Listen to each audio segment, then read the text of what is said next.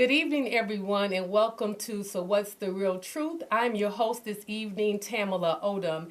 As you can see, I am flying solo this evening. Captain Mark Stevenson is not here, but I'm sure wherever he is watching our broadcast, and who knows, he may even call in and have something to share. And as always, if you have something you'd like to share on air, feel free to give us a call. Telephone number is below.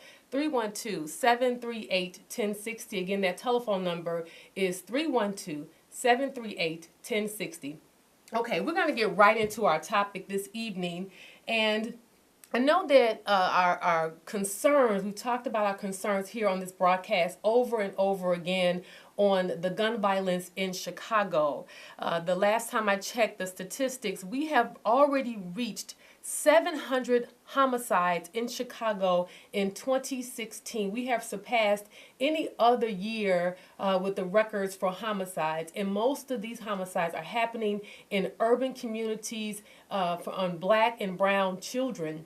And I say children because most of the victims are under 30 years old. Now, that's something that should certainly give us a reason to take a pause and think about what are some of the reasons behind the gun violence in Chicago. But I want to share with you a statement from Senator Kwame Raoul, and some of you may know him. He's a state senator here in Illinois. And he, along with our top cop in Chicago, Eddie Johnson, are proposing stronger and lengthier prison sentences for those who are caught with a weapon. If you're caught with a gun and you have a previous conviction, or if you are a gang member, Senator Raoul wants to propose legislation that will give you a stiffer penalty when it comes to a prison sentence. Now, this is what he says is a remedy for gun violence and these homicides in Chicago.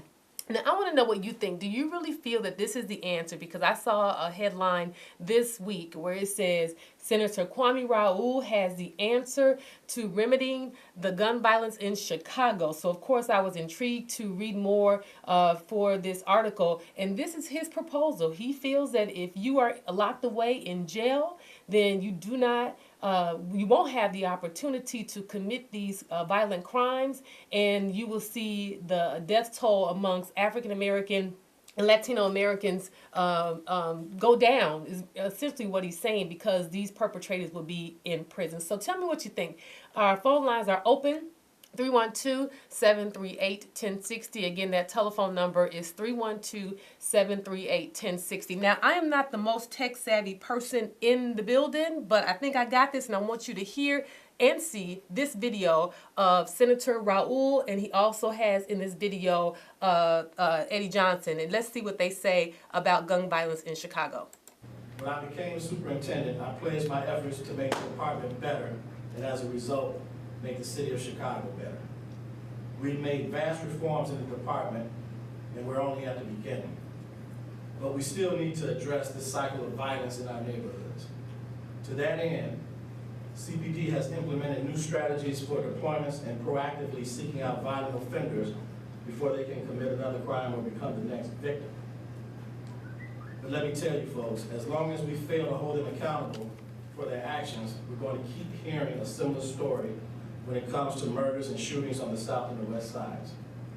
I'm asking our state legislators and citizens of Illinois to give me the tools necessary to keep our streets safe. We need a comprehensive solution to reduce violent crime in our communities. Part of that solution is legislation that allows for judicial discretion in ensuring that repeat gun offenders are held accountable for their actions. By taking violent offenders off the street, we can bolster our efforts to concentrate resources in the areas that need it most. What we're trying to target here is repeat violent offenders who are in possession of guns, people who we know will do harm unless we incapacitate them for a significant period of time.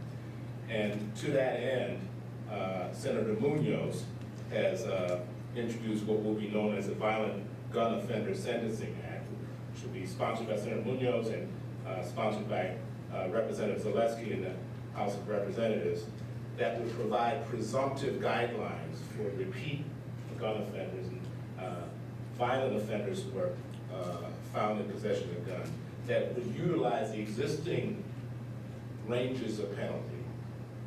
However, what has happened historically is many of these offenders would be sentenced to the lower end of the range. And so our presumptive guidelines would say if this is somebody we know has been repeatedly caught with a gun, that if there's a 3 to 10 range, that person should be sentenced towards the top of that range. So there you have it from the lips of Eddie Johnson and also from the lips of Kwame Raoul. They have proposed what they feel is the answer to gun violence. And if you listen to the video closely, you heard Senator Raoul say that if they are in jail longer, then we have a better chance of there not being as many violent crimes committed. Now, I don't know if that's the answer, and that's just my personal opinion, but I certainly welcome you to call in and share your opinion about this video and also about our topic. Our telephone number is 312-738-1060. Again, that telephone number is 312-738-1060. As you saw from the video, the two of these men have support from other elected officials. You saw Father Flager that was also in the video. Then they're also supporting these stiffer penalties. But it's really important to know that there are some elected officials who have gone on the record to say they do not support stiffer penalties for these violent crimes. They are supporting important ways in which we can reform our youth. And that's something that you don't see a lot of nowadays. You talk about the stiffer penalties, but what kind of programs are available if you send these perpetrators or these criminals to prison? Then what? After they serve their time, then what do they do after they're done? Do you have any programs for reform? Because we know part of the issue we have in our communities is lack of jobs, and because there's lack of jobs, then you have more people that are committing crimes, and then it's just a never-ending circle. But if you put them in jail for longer times, and then they have a criminal background, then there's no opportunity for them to have reform. There's no restorative justice there because they have an X on their record, and the opportunity for them to be able to find employment to make them productive members of society goes out the window. So that's what I really want to hear our elected officials talk about. We talk about extending prison sentences, but what are we going to do to actually reform the criminals, because they're dumped right back into our communities after they've served their prison sentences. So that's something important that I would like to hear someone address. Now, I'm noticing that nobody is calling in, and I kind of feel some kind of way about that, because when Captain Mark is here, we have tons of calls. So I know my friend Joe or somebody is out there and they have something important that they want to add to this conversation. So feel free to give us a call. But in the meantime, I wanted to share some important statistics. Well, not statistics, but some of the things that they were talking about in the video. You heard Senator Raoul mention that most of the crimes that are committed, when we talk about gun violence, happen on Chicago's south and west sides. And that's where you see the predominantly African American and Latino Americans there. You don't necessarily see those kind of issues happening on the north side of Chicago. So what's the real difference, in those two areas? Why is it that you don't see as many issues happening? I think that's something we have to also take into consideration. What kind of opportunities are there on the north side that you don't see in these urban communities? For one, just from me driving through these communities, you don't see as many vacant lots when you're on the north side. You don't see a lot of people just hanging out on the corners and those kind of things. So what is it about these communities where you're able to be there? You see that there's poverty because there's abandoned buildings. You see that there's issues because they're allowed to sell drugs in these communities. So I really want to know Commander Johnson's approach to figuring out how he's going to reform these neighborhoods. Because again, as I keep saying, I keep emphasizing, with this gun violence, that we have to really figure out a way in which we can reform opposed to just giving out lengthier sentences. Now, one thing that is important that I wanted to share as well, Governor Rauner, Bruce Rauner, is really working to reduce prison sentences. And it's interesting because you have Senator Raul who's proposing that we have longer prison sentences. According to Governor Rauner, that we want to make sure that we're finding ways to cut the budget. And we know that in Illinois, we don't have a budget right now. There's a proposal for an additional stopgap budget that legislators are in Springfield working to try to figure out what's going to be the next steps. So Governor Rauner is proposing for those who are not as they don't have violent crimes, that we have shorter prison sentences. He's also looking at ways in which that offenders could be reformed. So this is a little bit different philosophy from Senator Raul. And the thing that really struck me the most with this, and this may be me reading way too much into this, but as an African American male, I would think that his approach would be different opposed to seeing men, because most of the times those who are given these longer prison sentences are African American men. So I would think, I was hoping for someone that has that kind of leadership, that you would propose, or some kind of mentorship, opposed to saying, I want people that look just like me, who have been criminalized their entire lives, to have longer prison sentences. But I'm going to table my opinion. Maybe that has sparked an interest for someone to call in. Caller, what do you have to say? Yes, and hey, how you doing, Tara? Oh, I see you holding down the fort. this thing today. Yes. You know, Tara, I've been saying this quite some time. If you go through neighborhoods, you will see a lot of boarded up homes, apartment buildings. Well, let me tell you, I think the mortgage companies or the banks should let some of these homeless people stay in these places. Now, with options, they must take care of the property. And you can live there. I don't mean live there for the rest of your life, but you can stay there until you can move or get something on your feet to try to do something in life. But we know there's going to be many people who don't want to do that. They just want to keep on moving. Well, let me tell you, we could put a check on it. But for the ones who are really trying to survive, I saw where they were so cold out there, people living in the streets, and not just grown adults, young kids. Listen, we got schools that is just it ain't nothing, just closed down, just sitting there. And we paying taxes on it, just sitting there. You pay the license stuff. Why don't we have adults? I remember they took a school years ago. It was called Mosley. It was a school for kids who did not, conform to the rules of school, and they sent you there for a bad boy school. Well, they turned that in the early 90s, they turned that into a recovery home. They were taking people out the streets, and they were doing things of that nature. So again, why don't we utilize some of the things that we have? Because one thing for sure, if you're living next door to an abandoned building, you like to see somebody in it so your property could evaluate up a little. And we got streets and sand. They ain't doing nothing. Let them cut the grass. Let them do something. Or give them a lawnmower.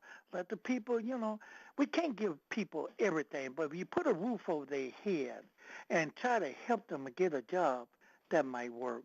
I'm not the smartest pencil in the drawer or the sharpest pencil in the drawer, but it's just an ideal, a thought. You can always add something with it and make it work. Listen, Tamlin, again, I want to wish you and your family a wonderful holiday. Merry Christmas to you. Anybody who's listening, I hope they have a safe day and a nice holiday. So let me get out there, sweetheart, so I can hear your response. I'm going to ask you a question before you go, if it's okay. So you Sure. bring an interesting point to our broadcast this evening. You talk about homelessness, which is a subset of being poor, right? So do you think that, just kind of talking about our show today with the violence in Chicago, do you think that not having resources could be one of the reasons why we see so much violence in our communities? Well, to be truthful with that, there's some people who wants to work. There's some people that don't want to work. They say they want to work. They go to McDonald's and apply for the job and say, well, how much money you should make? Oh, $80,000. Never had a job in your life. There are some people who really honestly want to work. So sometimes you got to weed out the process. I mean, somehow follow people who register for these jobs and whatnot. See, do people go through it? The ones who don't go through it, I'm sorry, you just lost in the shuffle. But someone who really trying to do something, why not help? Those are people we need to help. Now, the ones who don't want to help, you got to wait till they get in line. You remember, we can't help everybody. But the ones that wants to do something, those are the ones that I would rather help. Now, if you want to do something down the road, that's all right. Come back to me. If I'm still alive, I will help you out. But until then, I'm going to help the people who really want to do something. I That's know it sounds cruel, but I think, my daughter always tell me, Daddy, you can't help the world. So, it's the reason why she always tell me that. 'Cause everybody won't help. What is this, the year 2016? right. Those same people in the year 2035 is the whole family. Just is a rotation. They just go down the line. Everybody won't help. Don't want to do anything, but they won't help. Think about it. A person with Section 8 get a home, won't pay their rent. Pay them 50, 60, 70, 80, $100. I wish I could pay $100. And they won't even pay that. So they tell me they don't really want a home. They don't want a roof over their head. Their priorities are really kind of shot. And that's what you got to weed out. Now, it sounds bitter, but it's the truth. Yeah. And you got to stop it. Comments. Thank you for that. Cameron, thank you for taking the call again. Let me get out there here so I can hear your response. Thank you All right.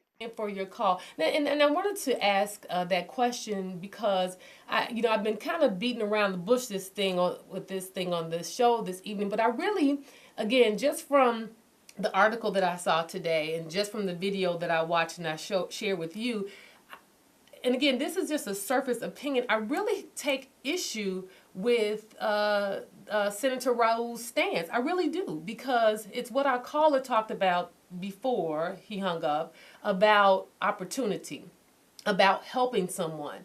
And is this really, truly a means of helping those people who need it?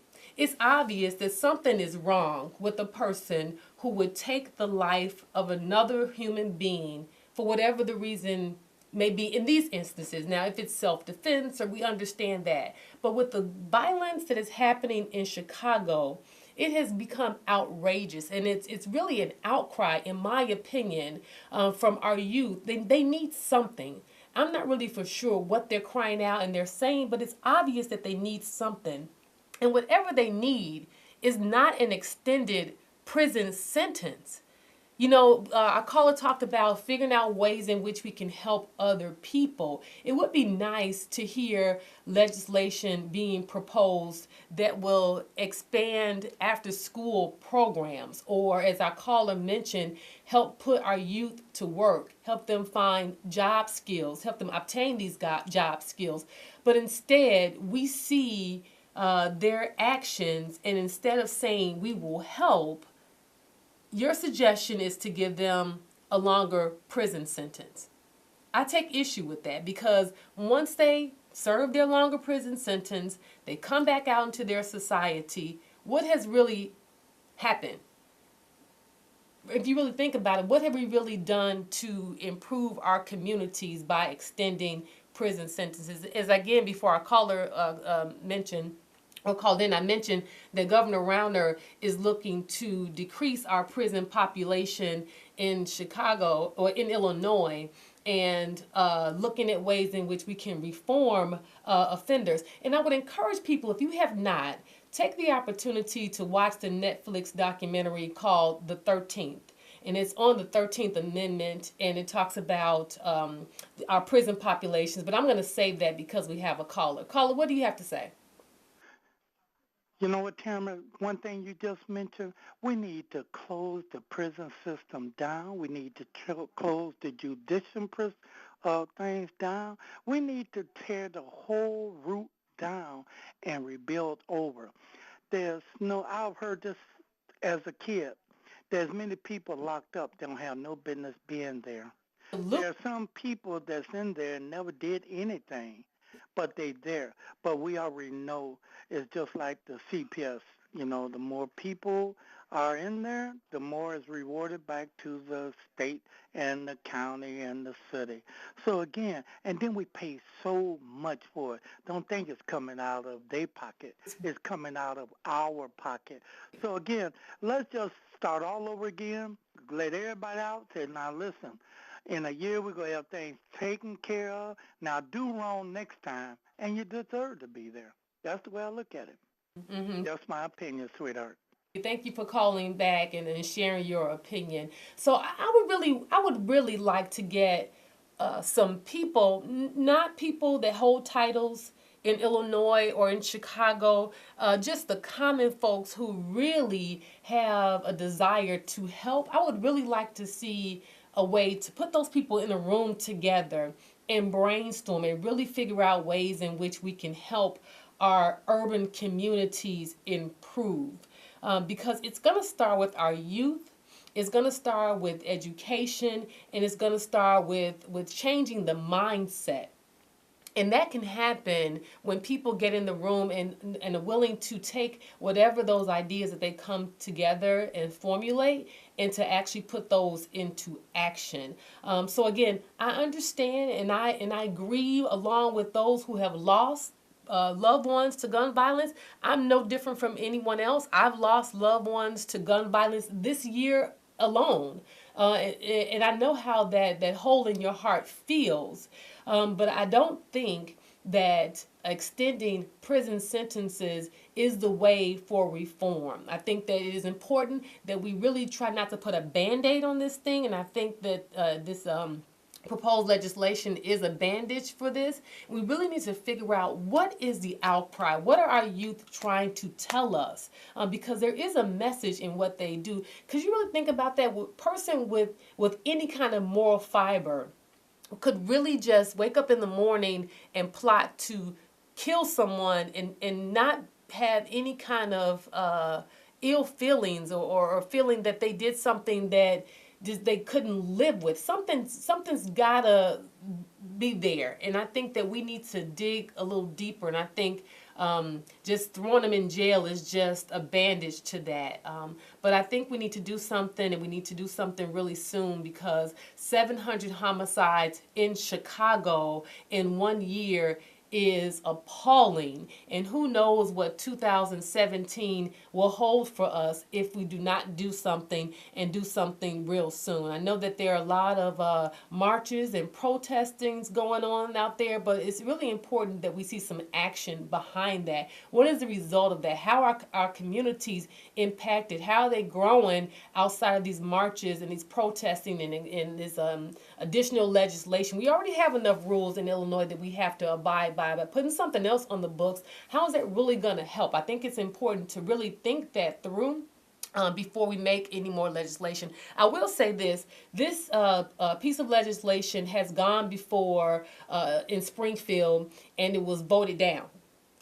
They couldn't get the votes to pass it, and one of the elected officials who voted against it was State Representative LaShawn Ford. And there were others that did not support this, but now it's being resurrected with more support, and who knows what will happen in Springfield. I know right now the major issue is trying to figure out a budget.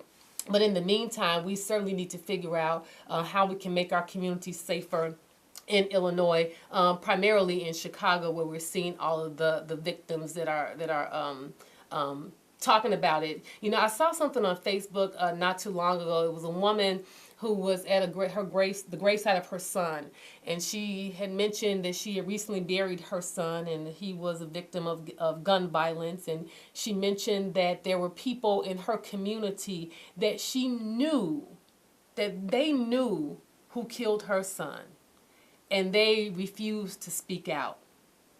Now that's really a concern. I know we talk about people snitching and things like that, but it's really important that we hold people in our communities accountable for their actions, and I think that goes a long way, much further than throwing them in prison and just taking the key and just throwing it away. So those are some things, even just as citizens, that we can do. We have to speak out. We have to take back our communities. We have to be proud of our communities and be willing to do what it takes to reform our communities. So I hope that you found our show informative. I hope that it gives you something to think about. And I would encourage you to visit the websites for the state of Illinois and maybe even YouTube. And you'll find that there are more videos that are out there where Senator Raul is sharing his opinion. And I think it's important that we have a voice. And if you don't agree with that you call your elected officials and let them know how you feel about this proposed legislation. And I really want to thank everyone for tuning into our broadcast this evening. We hope to see Captain Mark with us again next Friday evening. And before we go, we just want to share with you our information. Feel free to contact us off air. Phone number 312-437-2230. And you can also email Captain Mark at captainmarkstevenson.com. Feel free to share any ideas that you may have for upcoming shows and just how you feel about our show this evening. So thanks again for tuning in this evening, and we'll see you again on next Friday evening. Have a good night.